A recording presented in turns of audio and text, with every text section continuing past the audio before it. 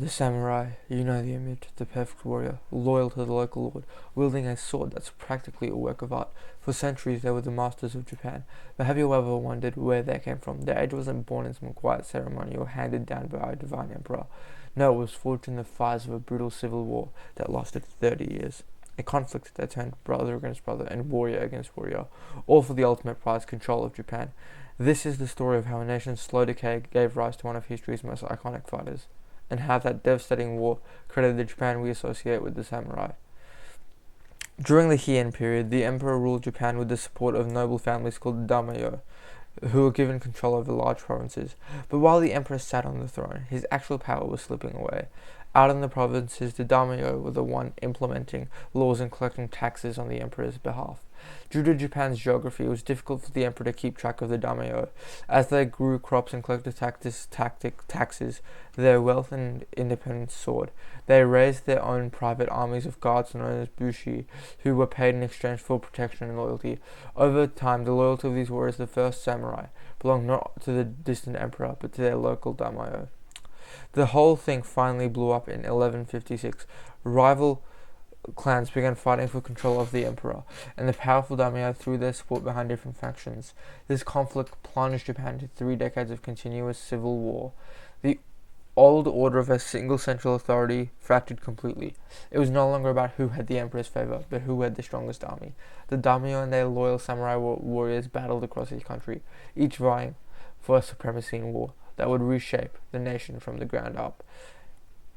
In 1185, one clan emerged victorious, the Minamoto family, led by Minamoto no Yoritomo.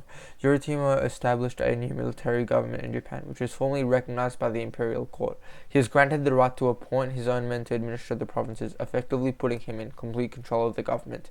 This created a new social hierarchy. The emperor remained as a figurehead at the very top, but below him was the new true ruler, the shogun. Below the shogun were the daimyo, who controlled the provinces, and below them were the samurai, who served them.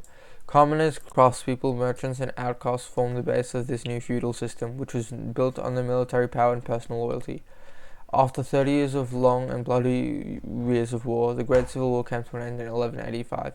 The Minamoto clan, under the strategic leadership of Minamoto no Yoritomo, was victorious. The decades of conflict were over. The victory of the Minamoto did not just end a war, it confirmed the end of an era. The old system, where power flowed from central imperial court, was shattered. A new power, born on the battlefield rooted in the provinces, had risen from the chaos to take its place. With his victory, Minamoto no Yoritomo became the first shogun, and his government, the Kamakura shogunate, would become the true center of power.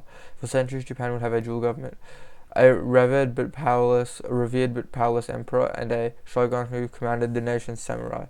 Under the Kamakura shoguns, the Japanese culture became more warlike. The identity in the samurai and their code of behavior, Bushido, began to develop. Martial skills and ideals of duty, loyalty, and bravery were held in the highest regard, and stories depicting heroic warriors became popular in Japanese culture. However, this new order itself would be challenged in the 13th century when 2 Mongol invasion attempts weakened the shogunate, leading to the emperor challenging its authority. The samurai refused to support the shogun, leading to another civil war and the creation of the Ashikaga shogunate in 1336. If you want to see more history videos, please be sure to like the video, subscribe to the channel, and hit the notification bell. Thanks for watching.